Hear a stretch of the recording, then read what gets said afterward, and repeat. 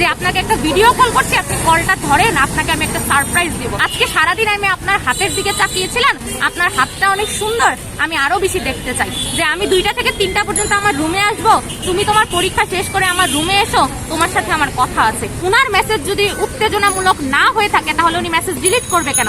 নিশ্চয়ই উনি ভয় পেয়েছে। আমাদের 2জন শিক্ষক ছিলেন, মোশাররফ হোসেন এবং সুমন দাস। তাদের যৌন হয়রানি ছিল হলো, প্রথমে যদি মোশাররফ হোসেনের কথা শুরু করি, উনি হলো ক্লাসে আমাদের মেয়েদেরকে উনি অনেক সময় ক্যাটওয়াক করাতো এবং মেয়েদেরকে দিয়ে সে নৃত্য প্রদর্শন করাতো, এবং সেগুলো মেয়েদের ইচ্ছার বিরুদ্ধে।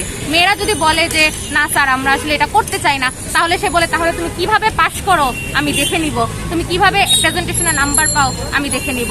এছাড়াও তিনি ছেলেদের জীবনেও ফ্রেন্ড রিকোয়েস্ট অ্যাকসেপ্ট করবে না, মেয়েদেরকে ফেসবুকে অ্যাড করবে। আমরা মেয়েরা সরল বিশ্বাসে তাকে অ্যাডও হই। এরপর সে রাত 12টার পরে মেসেজ দেয় যে আপনাকে একটা ভিডিও কল করছি, আপনি কলটা ধরেন, আপনাকে আমি একটা সারপ্রাইজ দিব। তারপর সে মেসেজ করে আপনাকে অনেকদিন দেখি না, আপনার কিছু ছবি দেন। এবং সুমন দাস সে যেটা বলে, আজকে সারাদিন আমি আপনার হাতের দিকে তাকিয়েছিলাম, আপনার হাতটা অনেক সুন্দর, আমি আরো বেশি দেখতে চাই। সুমন দাস বলেন যে আমি 2টা থেকে 3টা পর্যন্ত আমার রুমে আসবো, তুমি তোমার পরীক্ষা শেষ করে আমার রুমে এসো, তোমার সাথে আমার কথা আছে। এই ধরনের আরো নোংরা যৌন সুশ্রুরিমূলক মন্তব্য উনি নারী শিক্ষার্থীদের পক্ষে করেছেন। এবং যারা মনে করতে পারেন যে আমরা মিথ্যা অভিযোগ তুলছি, তাদের জন্য একটা কথা বলে দেই, উনি বর্তমানে যতগুলো মেয়েকে মেসেজ পাঠিয়েছিল সবাইকে তিনি ব্লক করছেন এবং সবার মেসেজ তিনি ডিলিট করছেন।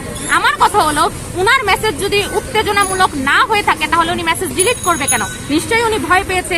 এবং আমাদের কাছে মেসেজ ডিলিটের আগে এবং মেসেজ ডিলিটের পরে 2 ধরনের স্ক্রিনশটই আমাদের হাতে আছে। এবং এটা আজকে কালকে থেকে না, 10 বছর আগে পাশ করে গেছে আপু ভাইয়া, তারা পর্যন্ত এইগুলার শিকার, এবং তারা ওই সময় পারেনি করতে, যেটা এখন আমরা করিয়ে দেখাচ্ছি। আরেকটা কথা হলো, মোশাররফ স্যার আমাদের চেয়ারম্যান ছিলেন, ওনাকে চেয়ারম্যান পদ থেকে পদত্যাগ করানো হয়, কিন্তু পদত্যাগ তো কোনো শাস্তি হতে পারে না। আমি যদি আবার ওই স্যারের আন্ডারে কাজ করি, আমার নিরাপত্তা কে দেখবে? আমরা চাই তাদের 2জনকে জোর করে অথবা তাদের স্বেচ্ছায় হোক তাদের চাকরি থেকে অব্যাহতি দেওয়া হোক। কিভাবে আমরা অভিযোগ করবো? উনি নিজেই চেয়ারম্যান ছিলেন। আর আরেকটা কথা হলো, এর আগে, এটা আরো অনেক বছর আগে, একজন খুব সম্ভবত কমপ্লেন করতে চেয়েছিল, কিন্তু তার কৌশলে তার প্রমাণগুলো তার কাছ থেকে নিয়ে সেগুলো ডিস্ট্রয় করে দেওয়া হয়, এবং সেটাও করেছে সেই স্যার। এবং আন্দোলনে আপনারা খেয়াল করবেন, আমরা স্পাই নামক একটা শব্দ উচ্চারণ করেছি। স্পাই মানে হলো আমাদের ক্লাসের সব স্টুডেন্টদের মাঝখানে 1-2টা স্টুডেন্ট থাকে যারা স্যারের পক্ষ হয়ে কাজ করে, তারা আমাদের সাথে আসে, ফ্রেন্ডশিপ করে, আমাদের প্রমাণগুলো কালেক্ট করে এবং এটা পরবর্তীতে ডিস্ট্রয় করে দেয়। এরকম অনেক অভিযোগ পাওয়া গেছে। এটা আসলে উনাকে পেলেই আমরা ভালো মতো বুঝতে পারবো যে উনি ম্যানেজটা কিভাবে করতো। স্পাই আমরা এখনো পর্যন্ত